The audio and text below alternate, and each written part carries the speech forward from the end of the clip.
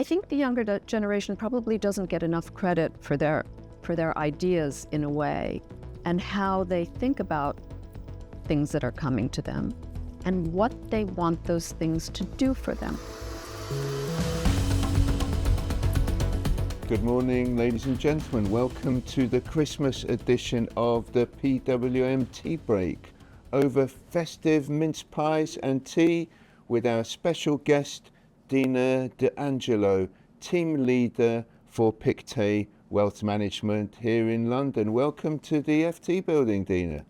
Thank you so much, Yuri. It's such a pleasure to be first back down in the city again, because I love it here, and in this very special building with you. Indeed. And what kind of tea have you chosen today, Dina?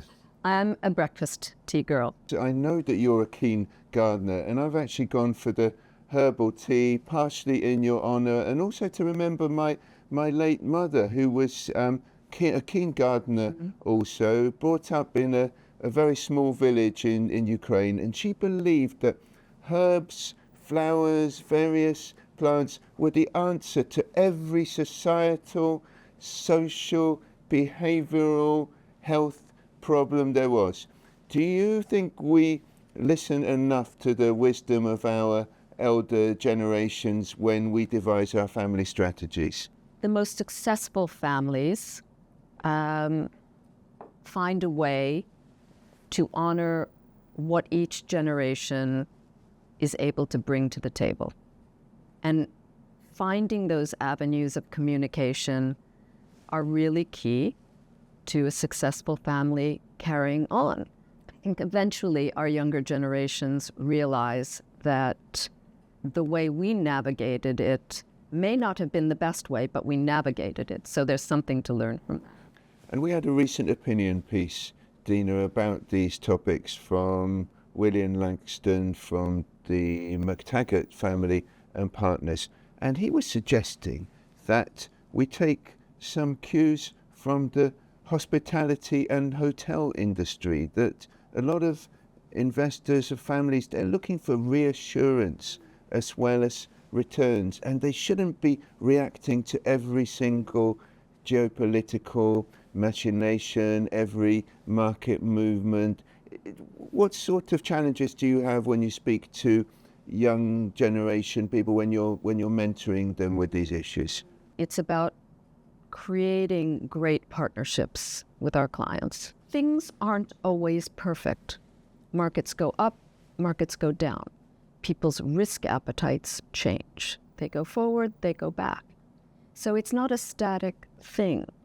What's very interesting talking to the next generation, when you talk about ideas or the kind of impact they want to have, and maybe even the kind of return expectations they have, and you start to talk about asset allocation as a concept to start building from, and they start to understand how asset classes function and work together, and how you achieve a goal by putting all of these things together and acting all together to get to your results.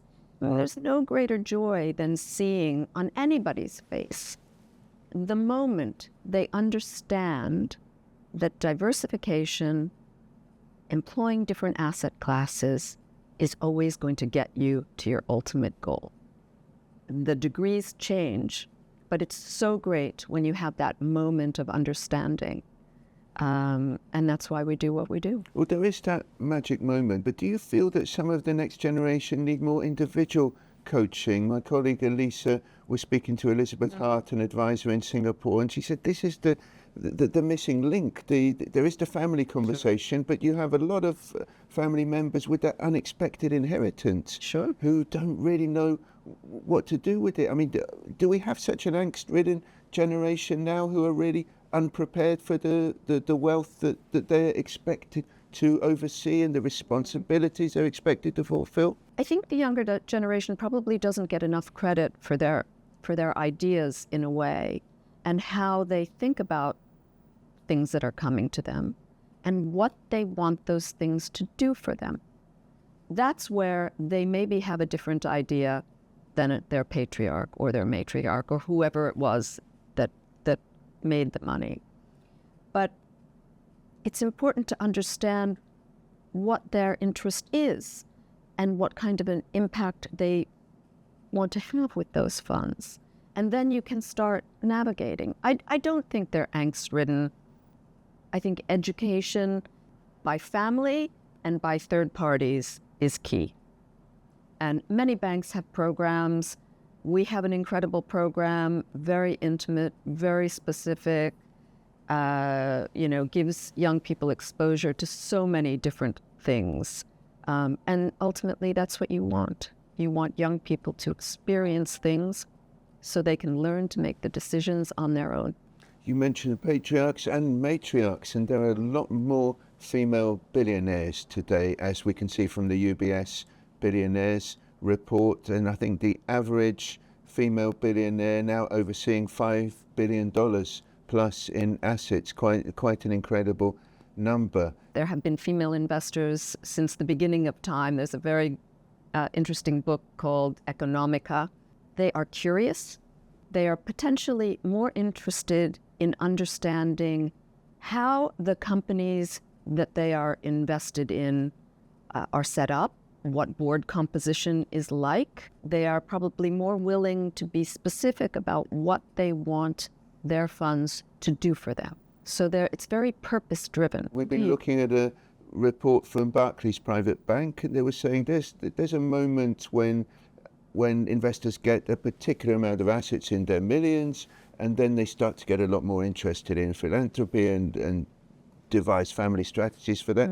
But we were also speaking to wealth managers and families who were saying that the private banks, it's not always a priority for them. It's something that the clients want, but it's not always on the mind of the advisors at the banks. Do you think some of them are maybe missing a trick here, because that's so important to the relationship and the long-term conversation? Sure.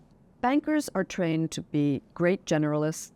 They know a lot about investing. They know a lot about communication. They know a lot about asset allocation, reporting, how to stand with a client through ups and downs. With philanthropy, charitable giving, intent, whatever we want to call it, you need totally specific people to address that. And not every organization has that. And also that part of an institution is probably not income producing. It's a cost center. So you have to be willing to have a view that this ultimately is a very integral part of your business and is going to mean that your client is with you for a very long period of time. Will you have a chance to pursue your own interests over the festive period? 2 young adults at university who will be back, so I'm so happy to see them. One is in the US, one is here in the UK, so really looking forward to that. Brilliant. Well, I wish you a wonderful, joyous, successful family reunion over Christmas, and the same for our viewers too.